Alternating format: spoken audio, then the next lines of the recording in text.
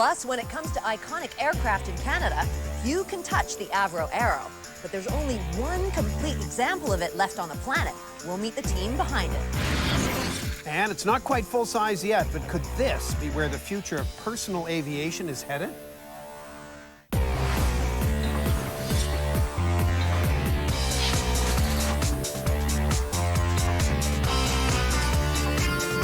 Hi, I'm Jay Ingram. Welcome to a special edition of Daily Planet celebrating 100 years of aviation in Canada. And I'm Zaya Tong, and today actually marks 100 years to the very day that the first Canadian flight, the Silver Dart, got off the ground and flew into the Canadian history books. And we're here at the Canadian Air and Space Museum to mark the occasion, surrounded by all kinds of aircraft, each of which has a special place in Canadian aviation history, especially the iconic Avro Arrow. Now, there is a plane with a story to tell. That's right, and we're going to get to that in just a bit. And we're going to be covering all kinds of cool Canadian aircraft in the next 60 minutes. But first, the big place to be today was Bedeque, Nova Scotia, where they celebrated the big day. It's a grand day. I've had a tremendous amount of pleasure being here. It was an exciting start to the centennial celebrations, with some of Canada's most recognizable aviators on hand to mark the day with words of congratulations, More proud of being Canadians. a plaque, and even the unveiling of a special commemorative stamp. Today, the town of Bedeque, Nova Scotia pulled out all the stops to celebrate the birth of aviation in Canada. But as it turned out, Mother Nature decided to throw a wrench into today's commemorative flight plans. And when your open cockpit, rickety replica is not built for high winds, you have to seize what opportunity you can. So yesterday, pilot Bjarne Tryggvason decided to go for it, and it was no less exciting one day early.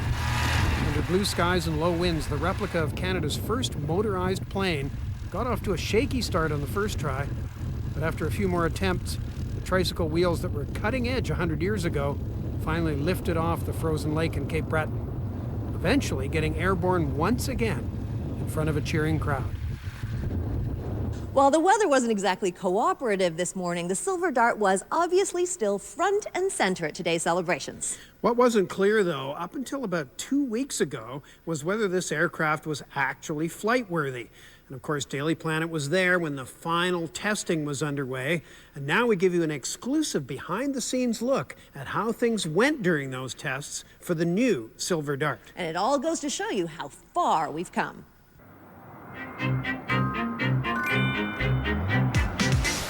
100 years ago, our skies were empty. The word airplane was barely even in the vocabulary. But then a 23-year-old engineer, Douglas McCurdy, did something astonishing. In this rickety so-called aerodrome, he defied gravity. He said it was exhilarating. He said it was wonderful to break the bounds of gravity of Earth, to actually make the flight. McCurdy and a team of hopeful inventors led by Alexander Graham Bell used what the Wright brothers had learned several years earlier and took it up a notch.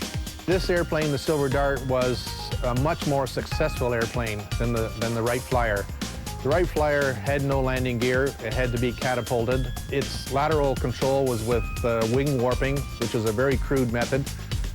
The Silver Dart was the first airplane to use ailerons, tricycle landing gear, a water-cooled, powerful aircraft engine.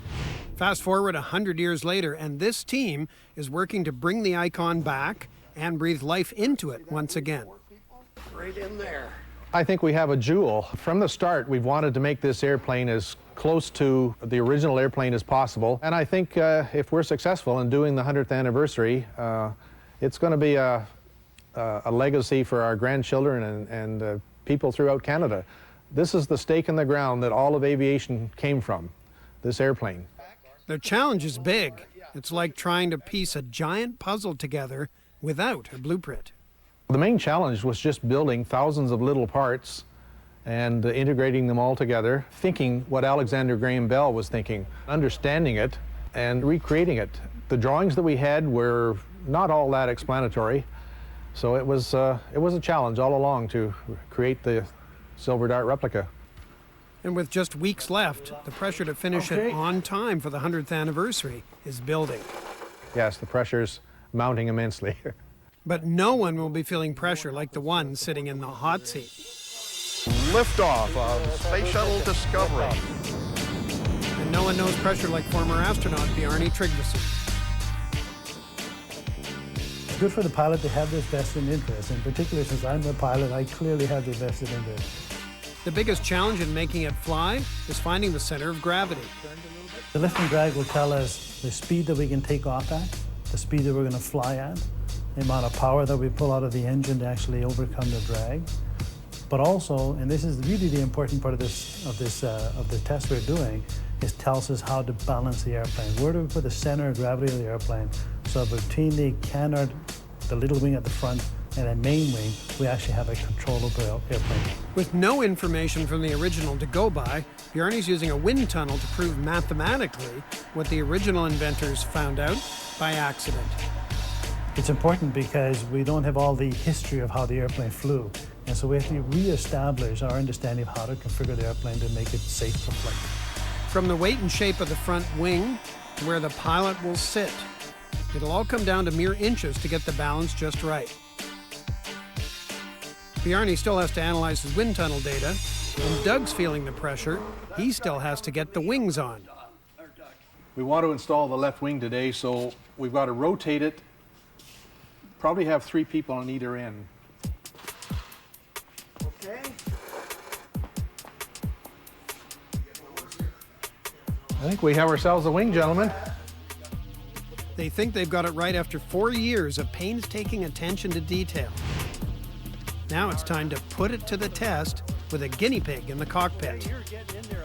People ask me if I'm nervous to do this. And I say no, because my focus is on what it is that we need to do. Nervousness is not part of what you get paid. Which I don't get paid for this at all. But if I was being paid, nervousness is not what they pay us for. This is the pilot of the Silver Dart. I think you've heard we're going to be flying that today. Just making sure we've got everything tied down and we're not missing anything. Just last-minute checks. But yeah, everybody's pretty calm. What's going to be flashing through my mind is just actually focus just on what it is that we're going to do. We're going to, just thinking about paying attention to what the airplane is doing, thinking about how it's responding, and just thinking about what I'm going to do depending on how the airplane is responding. Before he tries to fly it, Bjarne needs to get a feel for how stable this plane is and if he got the center of gravity right. If it's not right, there will be no flight.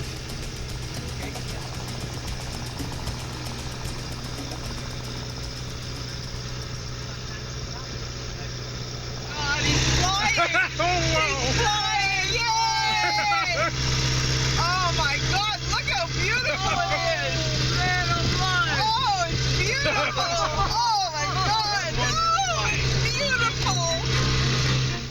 beautiful! Years of analyzing and building and wind tunnel testing has paid off better than they could have imagined it would. On that first couple of runs, we noticed that the nose wheel was shimmying a little bit, and we knew what it was. It was just some of the wiring was loose. And we also wanted to put a bit more fuel in the front to keep the front a little heavier. And also, we knew that we could get a bit more elevator angle of attack, and all of that should have gone, and it did. When we went out this afternoon, and now we're going out, we're going to put the power here, and it's going to fly a little bit. And it did. And it was just a little bit iffy. We got our 5 flights in, and one of them was a mile long, so we're pretty pleased, pretty pumped. Silver Dart got about 5 meters off the ground and more than 1.5 kilometers in distance. It feels fabulous. It flies like an old 100-year-old airplane. A little bit wobbly, but it flies just fine. Quite controllable. And you know the beauty of it? It flies just like it's supposed to according to all the math. Gerald Haddon thinks the original pilot, his grandfather, Douglas McCurdy, might have given Bjarne a run for his money. I thought it was a good thing my grandfather wasn't here, because he would have said to Bjarne, move over, because I'm gonna get in and fly the airplane. 100 years after it first made history, the Silver Dart is still causing thrills.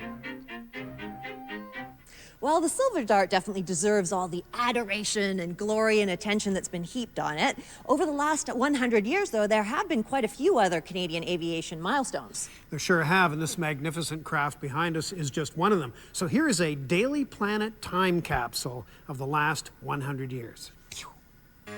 It only took 4 years after the flight of the Silver Dart for a Canadian to figure out what goes up must come down.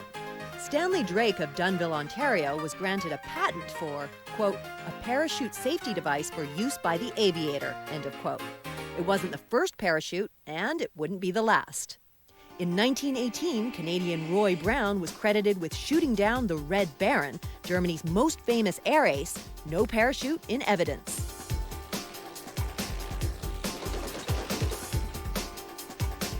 The 20s and 30s were a time of aviation progress. In 1920, we got our own Air Force. Various aircraft manufacturing companies were formed, and bush pilots became Canadian heroes.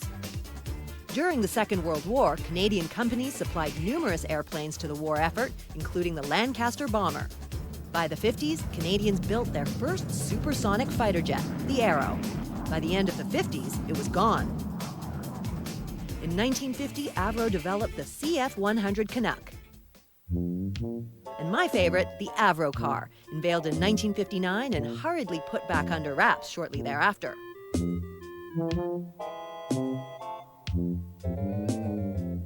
1971 saw the introduction of the Snowbirds, Canada's most famous aerobatic flyers.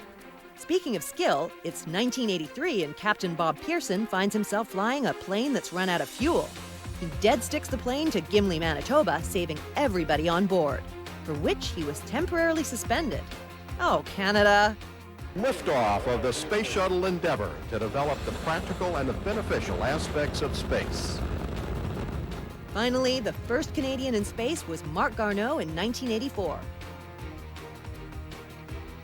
And our first spacewalk was by Chris Hadfield in 2001. A true space odyssey. Well, there are so many amazing pilots in Canadian history, but everyone has their favorites. And joining me now is retired Brigadier General Paul Hayes. Welcome, Paul. Thank you. Now, who are your favorite pilots? Well, there's quite a few of them. Yeah. I think pretty well everybody knows about Billy Bishop and William Barker from the First World War, distinguished Canadian airmen, and really started Canada's Air Force, right. Although it wasn't an Air Force at that time, but they started the notion of the ability of Canadians to do great things in aviation. But going beyond that, you know, there's several Canadian pioneers who were very fundamental in opening up the north of Canada. Wap May, Punch Dickens, Max Ward, who's a great Canadian icon. He started Ward Air, but before that he was renowned for his flying in the north, wow. in the Arctic. They all were. I think Punch Dickens was known to the native people as the Eagle of the North.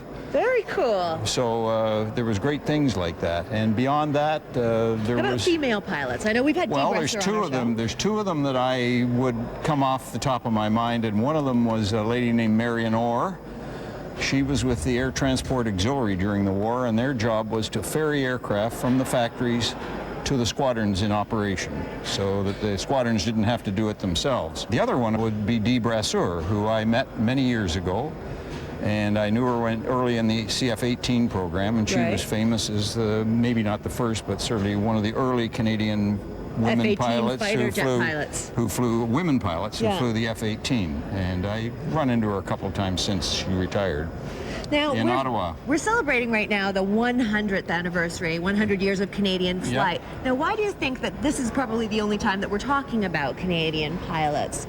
Over the years, in developing aviation in Canada, whether it's on the technical side, the manufacturing side, or the flying side, and Canada is quite unique because of our territory. If you think Canada has about 30 million people, well, that's the same as California. So we're not that big, but we're spread out, and we need air transportation, and we need the technology. And that's why we've been leaders in space, why we've been leaders in aircraft manufacturing, and we still are, and leaders in producing pilots. And that's why it's so fundamental to get the youth of Canada involved so we can carry on that heritage. Great. Well, thank you so much for joining us today. Well, you're absolutely... Thank you very much, and I'm delighted to be here. We're here with retired Brigadier General Paul Hayes. Lots more great aviation stories heading your way on this special edition of Daily Planet. A little later, we'll find out where this strange-looking yellow plane fits into the future of aviation. It could be quite the ride.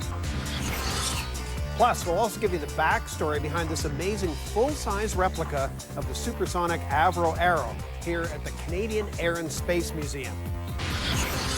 And when it comes to aircraft that are larger than life, few can compete with the Lancaster bomber from World War II. After the break, we'll meet a team who's breathing new life into one of these babies. one of only a handful in the world with working engines. That's next on Daily Planet's 100 Years of Canadian Flight.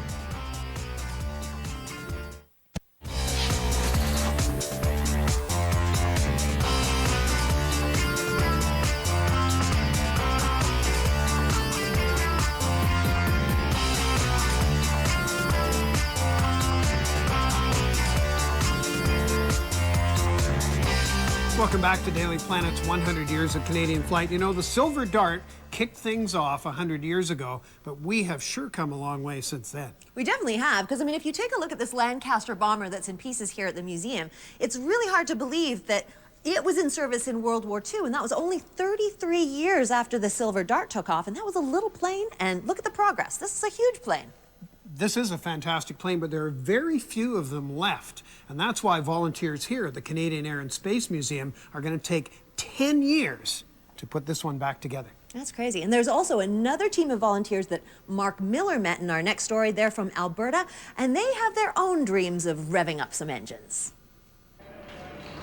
She's a monument to aviation history that has stood silent for more than half a century. The aircraft represent a wartime effort that in this case embroiled the whole world. And you mustn't let that die. Able to carry up to 22,000 pounds of bombs, the Lancaster packed the biggest punch of any bomber during World War II. She helped the Allied forces onto victory, and now in a small town in southern Alberta, she's stopping traffic in its tracks. Pumps working, both engines are primed. The Lancaster is about to rumble back to life. 1 and 2 mags are on. Once an abandoned roadside attraction, the Natin bomber's rebirth is almost as legendary as the aircraft itself.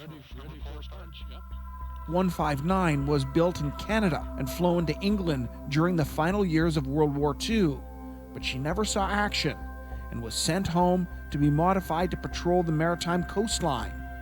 In the late 50s, the Lancaster was sent to Alberta for disposal.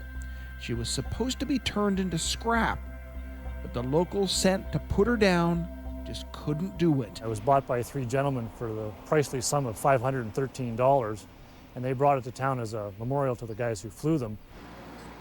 Despite a 102-foot wingspan, the big warbird was towed across the prairie and put in a place called Natin. She has never left. Stood there for decades. Finally, they decided to take care of the old girl. Eventually, a museum was built, and at best, they hoped to preserve her. But to get her running again, There's another minor issue. that was almost unthinkable. We got lots of fluid in there anyway. That was until a determined group of volunteers set out with an ambitious plan. We looked at the airplane and decided, yeah, we actually could make this run. Plug wore out, yeah. They were led by air maintenance engineer John Phillips, Been firing nicely. who dreamed of getting all 4 giant Merlin engines running again. But even that first run, as lousy as it was a real thrill. Now, after nearly 5 years of painstaking work, John's crew has finished rebuilding its second engine. They are halfway there. When the aircraft came here, it came sans engines, so we're missing a lot of the airframe to engine hookups and connections. So either we have to rob from other engines, from other stuff we have, from our parts bins, or build the stuff from scratch. The Rolls-Royce Merlin engine is at the heart of the Lancaster, providing more than 1,600 horsepower in each engine. This one came off a Hawker Hurricane. Weighing less than 1,600 pounds, the Merlin is known for cranking out a lot of power in what is a pretty small package. It's a sought-after thing in engines if you can get an engine to deliver 1 horsepower for every pound that it weighs. Check the points here. The Merlin is also a V12, meaning it has 12 cylinders. Those points look good. Thanks to its short exhaust pipes or stacks, the Merlin makes an unmistakable sound. The Merlins just have what they call that sound. They purr. And when we fire one up, it doesn't matter where anybody is on the grounds, they come flocking over to hear it. So the sound is definitely the short stacks. I mean, they're loud and they've got a signature. Dirty. They won't come out, break them. Surprisingly, when engine restoration began on these Merlins, this one's got 2 oil controls. The motors were in relatively good condition. The toughest job was removing years of sludge. Unbelievable. A common buildup of oily combustion gases and carbon that can choke an engine. It really is a dirty engine to work on. Looks beautiful. I guess we're good to go. Do you want me to do a fuel pump test? Yeah, we should really, but the cock needs to be on, or otherwise you're not going to see the pressure come up. Finally, after years of work, the time has come to run that second newly rebuilt engine for the first time in decades. Watch for leaks and all the good stuff. Right. Fire extinguisher's handy. John's team goes over the test sequence. Everybody is clear. I think I'm clear. Okay, great. Let's go do it, guys. A crowd gathers to watch history. A highway runs right next to the museum, so the crew needs to be careful not to blow any cars off the road with the Merlin's powerful prop wash. A couple of our ground people came up and said, we just blew 2 people off their bikes. And at that point we realized, we got some good power, raw power here. Pumps working, 5 pounds. 2 mags are on for number 4. The throttle is set. We're ready for start. Yep. The plan is to start up the newest engine first, and then to run the other Merlin on the starboard side.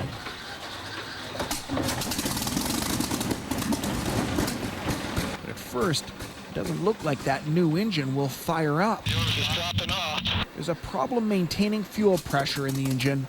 But suddenly, come on, baby, the mighty Merlin starts to purr, just like she should.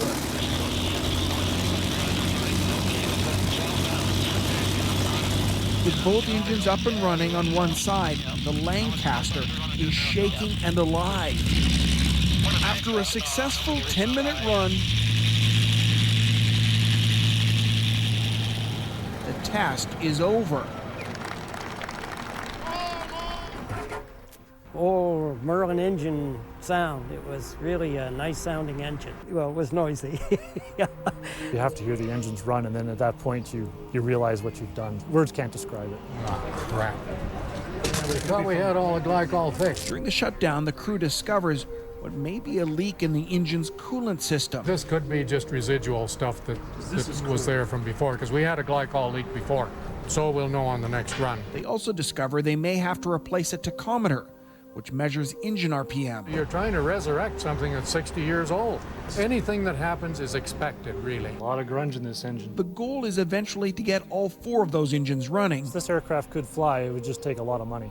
That's the only thing that's stopping this aircraft from flying is about $10 million.